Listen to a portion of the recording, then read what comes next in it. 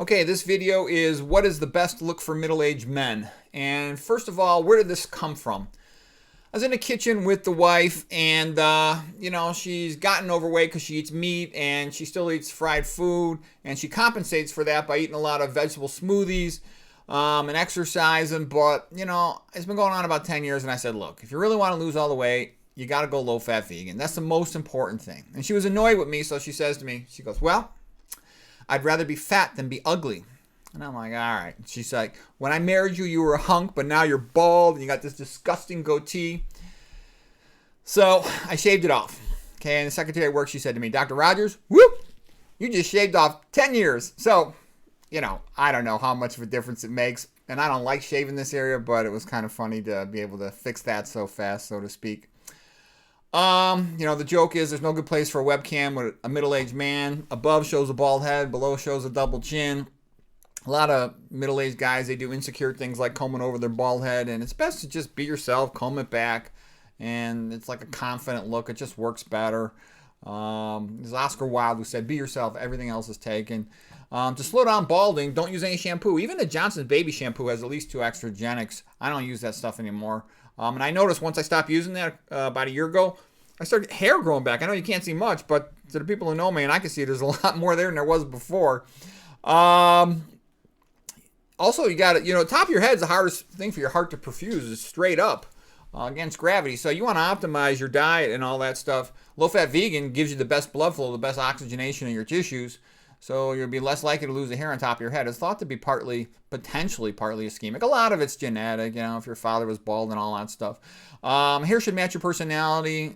Just sort of be who you are, what you are. Like some guys can look good with long hair, they just do, but most don't. I'm sort of a traditional, intellectually Athenian, physically Spartan guy, and I just look good, straightforward. Shorter the hair, the better. I think middle-aged guys look younger when their hair is real short. A lot of women told me to shave my head, which to me sounds crazy. And I also think that's kind of like a tough macho guy look. That's not my style. I'm more like an intellectual guy, I'd consider myself. Some guys like Michael Jordan look good that way, but most guys, don't necessarily look that good. Some do. Marriage tends to make men lazy. Like the classic example is Pete Sampras. He was winning Wimbledon and all these U.S. Opens, and then he, gets married as a kid, and all of a sudden he stops winning tournaments. And that's been said of plenty of other athletes. And obviously most athletes still do great after they've gone through that phase of their life. But you don't want to let that happen to you, become fat, lazy. And because if a husband gets all fat and dressed sloppy, is poorly groomed, the wife will have contempt for him. Women care a lot about looks. And if she feels like her husband's embarrassed, she'll have contempt for him and she'll be mean to him. So smart move is, don't let that happen to you. Low-fat vegan diet keeps you skinny. Walk a lot every day. Do intensified aerobic workout at least once a week, lift weights at least once a week. That with the vegan diet, you're going to be thin, well-toned, look your best. Beards are convenient. It's nice to have a beard because then you don't have to shave in the morning. Shaving's annoying. And some guys really look good with beards, but most don't. I went with the goatee just because that way I hate shaving around the chin, all those awkward areas. They often get cut and stuff. But there's kind of a stigma attached to beards. And so I used to catch a lot of flack when I had a beard for a while, and I even caught a lot of flack about the goatee. Somebody said to me, what's this goatee? You look like my... Well, I'm not even going to say the insults they said to me. All right. Let's see. Also dress nice when you leave the house. I won't even go to the grocery store myself without wearing a dress shirt and a tie. And the reason is, in the past, if I've gone, in a t-shirt, for example, I get treated with a lot of disrespect. And people treat you like a homeless bum versus you dress nice, you wear a nice shirt and a tie, you get treated with polite respect. And so that's better. Why not? Okay, having a purpose in your life makes you interesting. People who keep reading and learning, they stay interesting. They've got something new to talk about every week. And that's rare. Most people don't. I'm rather shocked. Most people don't read another book after high school. And it makes them a little bit dull. And I'm saying that you should be constantly learning stuff, whatever topic you're interested in. But I know that, I really like talking. I have friends who, study nutrition a lot, and I really enjoy talking to them. We enjoy each other's company a lot. And I know that I read a ton, because like for a doctor, most of what you do is kind of, boring and mundane. You've been generating billing codes for however many decades of practice you've been doing it.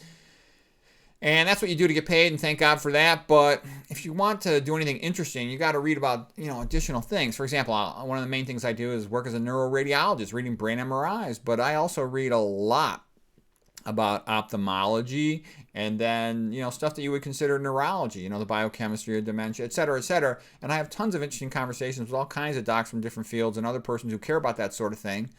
So so you don't just go through the day doing the minimum. Go through the day doing the maximum you can to get the most out of the day. And you don't stay the same. You either keep learning or you decay in your knowledge. You end up being a Gomer doc. That's a doc that sort of can get through the day but doesn't know anything. You don't want to be that way. A person who has a lot of learning, they radiate a vitality, and it just makes them more interesting and fun to be around. It's good to joke too. I mean, life, you're going to have to work your tail off anyways. You might as well have a sense of humor about it. When you're young, work seems all exciting. You see your friends, moving up in the world, but when you've been working for 20, 30 years, it's pretty routine, and you're doing it because you're poor. If you were rich, you wouldn't have to work. So you might as well at least have a couple laughs with it and, talk about something new and interesting. As a young man, I was kind of, I think, a little arrogant, and I always expected to do things right. Like, I'm the Harvard guy, and I do things right. I expect you to do your stuff right with the surgical team. But as I got older, I learned, hey, I'm just glad if things are okay, and a lot of times they're good.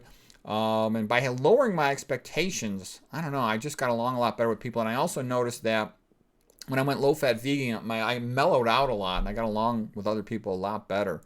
Things didn't bother me so much. Part of that was I was also detached, in the sense that I'm always thinking about something else. Like, I could be, doing some type of standard clinical medical work, but in my brain, I'm thinking, what's the pathophysiology of diabetes? And that's really interesting to me. So, when somebody tells me, oh, sorry, we forgot to do this and this and this, what do you think of this? I'm like, oh, whatever, here's the answer.